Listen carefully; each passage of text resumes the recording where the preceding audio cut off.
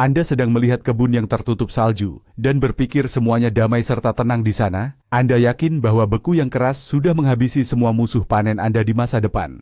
Bagaimana jika saya katakan, saat ini, tepat di bawah kaki Anda, ada sesuatu yang sangat mengerikan sedang terjadi. Hanya 20 cm di bawah permukaan, kehidupan sedang mendidih. Di sana, jutaan mulut lapar sedang tertidur, siap bangun bahkan sebelum Anda sempat membeli benih. Ini adalah ancaman tersembunyi yang tidak boleh kita abaikan. Hari ini, kita tidak hanya akan membahas tentang serangga, kita akan menyatakan perang terhadap mereka. Anda akan mengetahui cara rahasia untuk memusnahkan hama yang berhibernasi di dalam tanah, bahkan jika Anda merasa diri Anda adalah pekebun yang malas. Siapkah Anda mendengar kebenaran yang akan membuat Anda merinding? Kalau begitu, mari kita mulai. Pertama, mari kita pahami siapa lawan kita dan mengapa alam seakan berpihak pada mereka. Banyak yang berpikir bahwa musim dingin adalah sterilisator alami bagi tanah. Mereka pikir, begitu suhu mencapai minus 20 derajat, semua larva akan mati. Ini adalah kesalahpahaman yang sangat berbahaya. Tanah adalah termos yang ideal. Lapisan salju setebal 30 cm saja sudah berfungsi seperti selimut bulu angsa. Bahkan ketika di luar terjadi cuaca beku yang ekstrim, suhu di kedalaman bedengan mungkin tidak akan turun di bawah 0 derajat. Lalu, bagaimana dengan hama? Mereka adalah master bertahan hidup. Evolusi telah memberi mereka mekanisme anabiosis. Ini adalah kondisi tidur nyenyak, di mana semua proses dalam tubuh melambat hingga hampir berhenti total. Lebih dari itu, tubuh mereka memproduksi anti beku alami. Ya, Anda tidak salah dengar. Gliserin dan gula dalam darah mereka mencegah tubuh membeku menjadi es. Mereka hanya menunggu kehangatan pertama untuk memulai pesta mereka. Dan para bintang utama dari thriller bawah tanah ini sudah sangat Anda kenal. Ulat kawat, kumbang kentang Colorado, jangkrik tanah, dan larva kumbang Mei. Hari ini kita akan memahami titik lemah mereka. Mari kita mulai dengan musuh yang paling licik, yang seringkali diremehkan banyak orang. Dia adalah si ulat kawat, larva dari kumbang kawat. Kenapa hama ini sangat berbahaya? Karena dia hidup di dalam tanah, bisa sampai 5 tahun. Bayangkan saja, selama 5 tahun penuh, dia akan menggerogoti umbi-umbian Anda, berpindah dari satu rumpun kentang ke rumpun kentang lainnya. Badannya keras seperti kawat, mustahil dihancurkan hanya dengan jari-jari Anda. Saat musim dingin, dia akan masuk jauh ke kedalaman hingga 60 cm. Di sana, dia merasa hangat dan nyaman. Tapi, ada satu kelemahan yang dimilikinya. Dia pemalas dan tidak suka bergerak, terutama jika makanannya datang sendiri. Kita bisa menggunakan kelemahan ini melawannya. Kesalahan banyak orang adalah mengira zat kimia bisa menyelesaikan semua masalah di musim semi. Padahal, sulit menjangkau ulat kawat dengan pestisida karena dia bersembunyi jauh di dalam. Kita harus bertindak lebih cerdik. Kita perlu menciptakan kondisi yang tidak tertahankan saat dia hibernasi atau memancingnya keluar ke dalam perangkap. Sekarang, mari kita bahas tentang si orong-orong. Ia adalah monster dunia bawah tanah yang sesungguhnya. Hewan ini menggali terowongan lebih cepat daripada kita mencangkul dengan sekop. Saat musim dingin, ia akan menggali lebih dalam, kadang hingga 1 atau bahkan 2 meter, terutama jika menemukan tumpukan kompos. Tumpukan pupuk kandang atau kompos yang hangat baginya ibarat hotel bintang 5 dengan penghangat lantai. Dan disinilah letak kesalahan fatal pertama para pekebun. Dengan membiarkan tumpukan pupuk kandang di kebun selama musim dingin tanpa pengawasan, Anda sama saja membangun inkubator untuk orong-orong dengan tangan Anda sendiri. Saat musim semi, pupuk itu akan Anda sebar ke bedengan, dan secara tidak langsung Anda menyebarkan hama ke seluruh area kebun. Jika Anda memiliki pupuk kandang, Anda harus membolak-baliknya saat embun beku pertama muncul. Hancurkan rumah nyamannya, dan biarkan udara dingin yang bekerja. Bagaimana dengan hama kumbang kentang Colorado? Anda sudah mengumpulkan mereka sepanjang musim panas, bahkan merendamnya di toples minyak tanah. Tapi, kenapa mereka muncul lagi? Jawabannya mudah. Kumbang dewasanya berhibernasi di dalam tanah. Mereka menggali masuk hingga kedalaman 20, bahkan 50 cm. Mereka tahan terhadap musim dingin, dan yang paling menjengkelkan, mereka tidak hanya berdiam diri selama 1 musim, tapi bisa 2 atau 3 musim, memasuki masa dormansi ekstrim. Anda mungkin merasa sudah menang dan berhenti menanam kentang selama setahun, tapi ternyata mereka hanya tidur dan menunggu. Bagaimana cara mengatasinya? Disinilah prinsip mengganggu masa istirahat bekerja. Tapi jangan buru-buru ambil sekop sekarang juga. Kita akan dekati masalah ini secara strategis. Penting untuk dipahami bahwa memberikan gangguan mekanis pada hama yang sedang tidur adalah salah satu metode yang paling efektif dan paling ramah lingkungan. Asalkan kita menerapkannya tepat waktu. Musuh tersembunyi lainnya adalah uret atau larva dari kumbang tanduk, kumbang mei. Ini adalah ulat gemuk berwarna putih yang meringkuk membentuk huruf C. Mereka sangat suka memakan akar stroberi, raspberry, dan juga akar pohon muda. Satu ekor uret saja dapat menghancurkan akar bibit yang sudah berumur 2 tahun hanya dalam sehari. Mereka juga menghabiskan musim dingin jauh di dalam tanah. Tetapi saat musim semi tiba, mereka akan naik ke lapisan tanah atas untuk mencari kehangatan dan makanan. Dan momen perpindahan inilah yang membuat mereka sangat rentan. Jika Anda menggali atau mencangkul tanah di akhir musim gugur, tepat sebelum datangnya embun beku yang parah, Anda akan melemparkan mereka keluar ke permukaan. Begitu terpapar dingin tanpa perlindungan tanah, mereka akan mati hampir seketika. Ini disebut teknik pembekuan. Sederhana, gratis, dan ampuh. Mari kita langsung masuk ke langkah-langkah konkret. Metode pertama, mencangkul tanah dalam-dalam.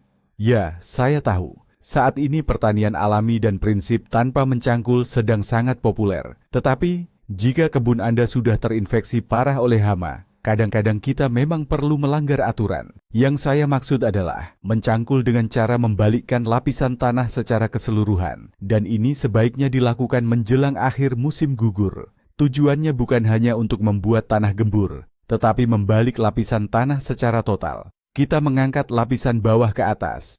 Hama-hama yang sudah nyaman bersarang di kedalaman 20 cm, kini akan terlempar ke permukaan. Tempat persembunyian mereka hancur total. Embun beku, angin, dan burung-burung akan menyelesaikan sisanya untuk Anda.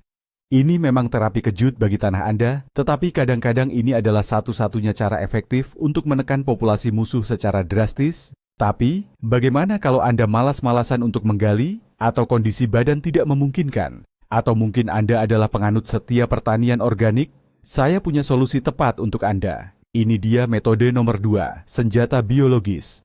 Perkenalkan, namanya jamur Metarhizium. Jamur ini adalah mimpi buruk bagi semua serangga.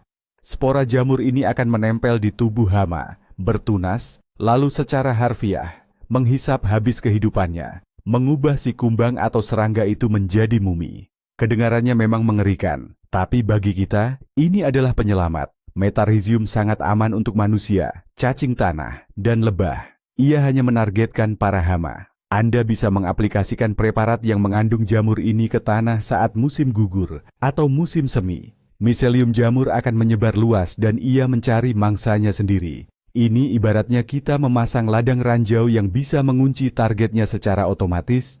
Selain Metarhizium, ada satu lagi senjata biologis yang ampuh, nematoda. Jangan khawatir, memang ada nematoda jahat yang merusak tanaman, tetapi ada juga jenis predator yang sangat bermanfaat.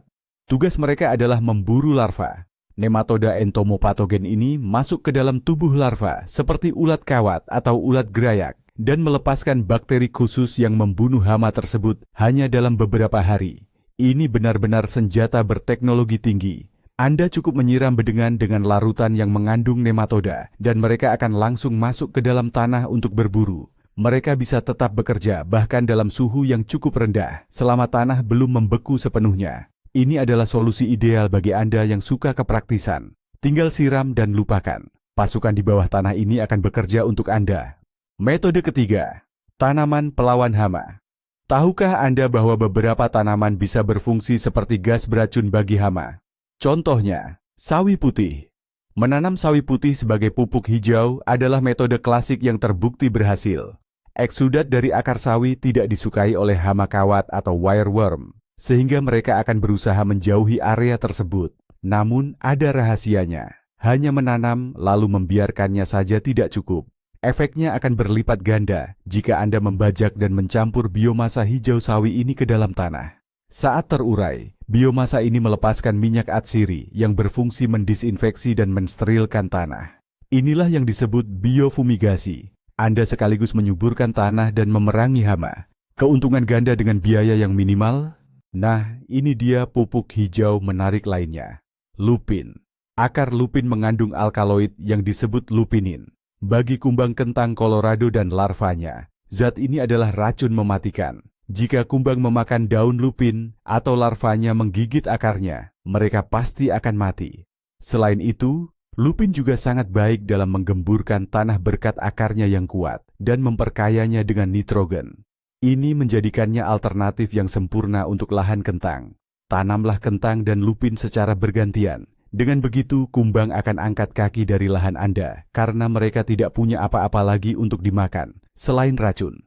Ini adalah strategi jangka panjang, namun hasilnya sangat berkelanjutan.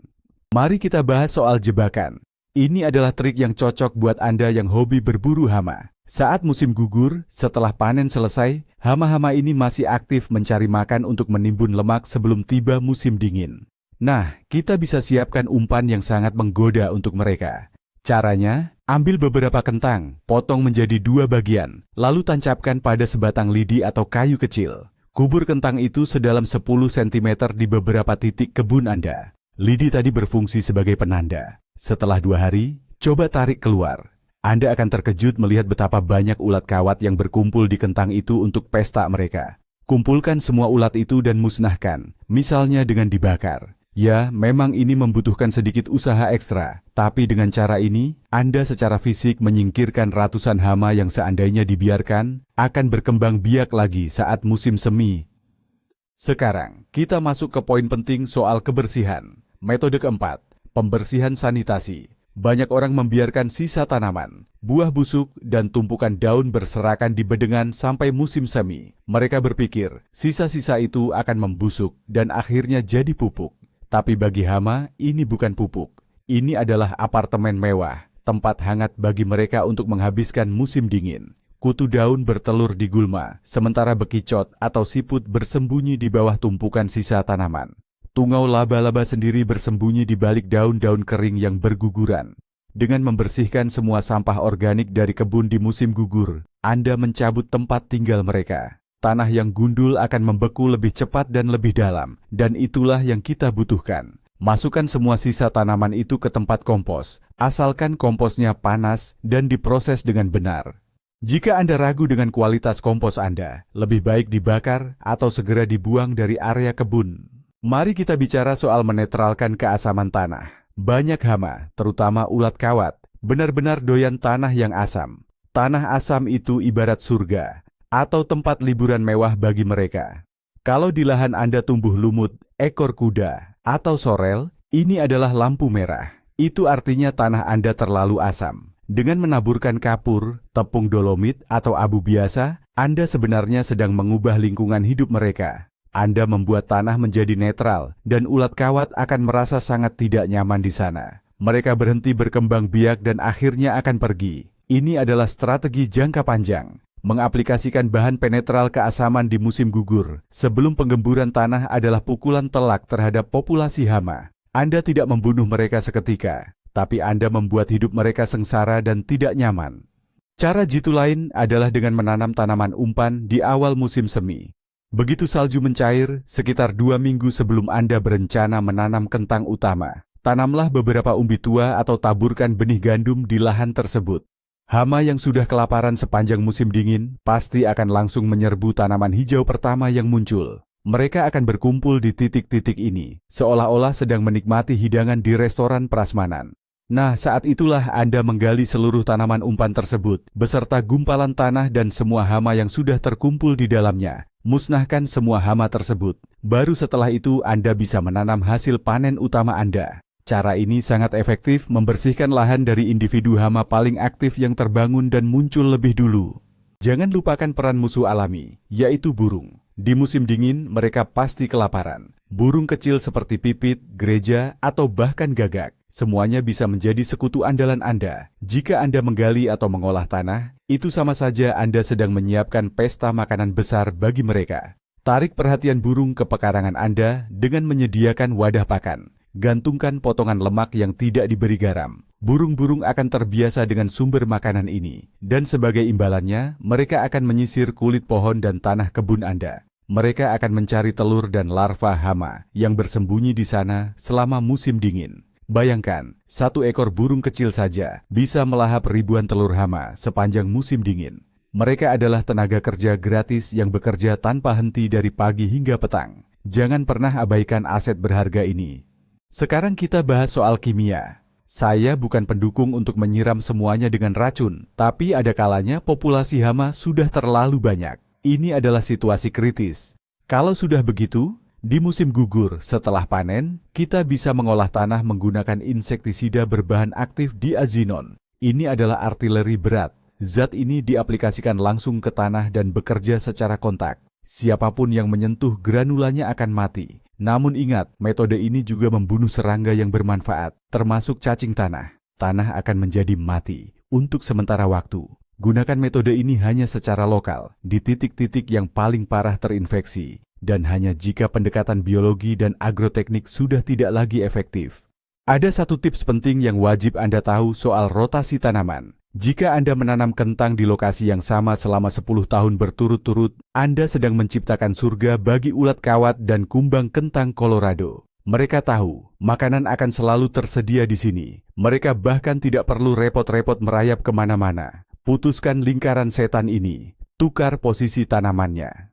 Setelah menanam dari keluarga Solanaceae, seperti kentang dan terung, ganti dengan kacang-kacangan, labu-labuan, atau sayuran silangan. Ketika hama bangun di musim semi dan keluar dari tanah, kentang kesayangan mereka sudah tidak ada. Yang ada malah bawang putih atau tanaman lain yang sangat mereka benci. Mereka terpaksa bermigrasi, dan tak sedikit yang akan mati di tengah perjalanan. Rotasi tanaman bukan sekadar aturan yang ada di buku teks, tapi ini adalah cara ampuh untuk membuat musuh Anda kelaparan hingga tuntas. Bagaimana cara mengatasi rumah kaca Anda? Tungau laba-laba dan kutu kebul berhibernasi di dalam lingkungan tertutup. Mereka bersembunyi di retakan rangka dan lapisan tanah paling atas. Saat musim dingin, rumah kaca seringkali lebih hangat daripada di luar, dan di dalamnya tidak ada salju. Kesalahan fatalnya adalah tidak memasukkan salju ke dalam rumah kaca. Tanpa salju, tanah akan mengering dan membeku begitu parah hingga mikroorganisme yang bermanfaat ikut mati. Namun, hama yang ada di celah-celah tetap bisa bertahan hidup.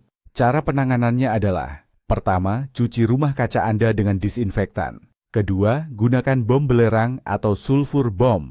Namun hati-hati jika rangka Anda terbuat dari logam. Dan yang paling penting, wajib mengganti lapisan tanah atas sedalam 5 hingga 7 cm.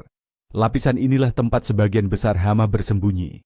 Ganti tanah tersebut dengan media tanam atau kompos yang sehat. Metode penyiraman air mendidih. Ini adalah cara jadul yang diwariskan turun-temurun dan sangat ampuh diterapkan pada lahan atau petak kecil. Saat Anda sedang mempersiapkan lahan tanam, segera setelah tanah digemburkan, Anda bisa menyiram dengan menggunakan air yang benar-benar mendidih.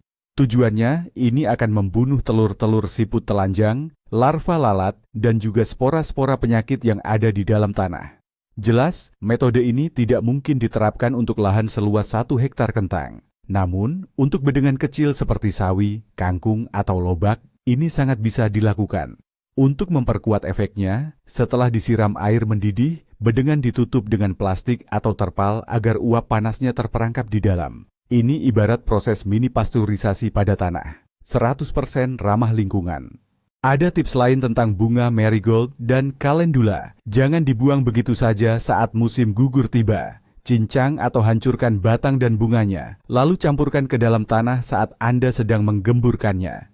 Bunga-bunga ini mengandung fitonsida yang ampuh mengusir hama, seperti nematoda dan orong-orong. Aroma marigold yang meresap ke dalam tanah akan membuat hama menjadi bingung dan kehilangan arah. Ini adalah repelen nabati yang sangat efektif. Semakin banyak sisa tanaman ini yang Anda masukkan, semakin bersih dan sehat kondisi lahan Anda. Ini adalah contoh sempurna dari praktik kebun nol limbah. Dan yang terakhir, pendekatan yang komprehensif. Kita tidak bisa hanya mengandalkan satu metode saja. Hama itu licik dan sangat bandel. Strategi terbaik adalah kombinasi dari berbagai cara. Saat musim gugur, lakukan pembersihan total dan penggalian tanah yang dalam. Jangan lupa aplikasikan penetralisir atau pengapuran tanah. Saat musim semi, tanamlah sawi. Gunakan produk yang mengandung metarhizium dan pasang perangkap. Hanya serangan masif dari segala penjuru yang akan membuahkan hasil. Ciptakan sistem di mana hama tidak punya tempat bersembunyi dan tidak ada makanan yang bisa mereka santap. Inilah yang dinamakan metode untuk si pemalas. Anda cukup membangun sistem ini sekali saja, sehingga Anda tidak perlu repot-repot lari ke sana kemari membawa alat penyemprot sepanjang musim panas. Nah, begitulah situasinya teman-teman. Ancaman tersembunyi itu nyata, tapi sangat bisa kita atasi. Yang paling mengejutkan adalah, kebanyakan metode ini tidak mengharuskan Anda membeli bahan kimia yang mahal. Alam sendiri sudah membekali kita dengan alat perang melawan hama, hawa dingin ekstrem, jamur predator, dan tanaman pengusir serangga. Intinya, jangan sampai kita kehilangan momentum. 1 hari penundaan sekarang, berarti berkurangnya hasil panen Anda berpuluh-puluh kilogram nanti. Ingatlah, pertempuran terbaik adalah pertempuran yang Anda menangkan sebelum dimulai. Bersihkan tanah Anda sekarang selagi musuh masih terlelap dan lemah. Dengan begitu, di musim semi Anda akan menikmati tunas yang bermunculan, bukannya menghitung kerugian. Terima kasih sudah menonton sampai habis. Jika video ini bermanfaat, jangan lupa untuk subscribe channel ini, tinggalkan like, dan tekan tombol loncengnya. Sekarang saya punya pertanyaan untuk Anda. Metode paling aneh atau tidak biasa, apa yang pernah Anda coba untuk memberantas hama? Apakah kearifan lokal itu benar-benar bekerja, atau hanya bahan kimia saja yang ampuh? Tuliskan di kolom komentar, mari kita diskusikan. Sampai jumpa di video berikutnya, dan semoga kebun Anda selalu bersih dari hama.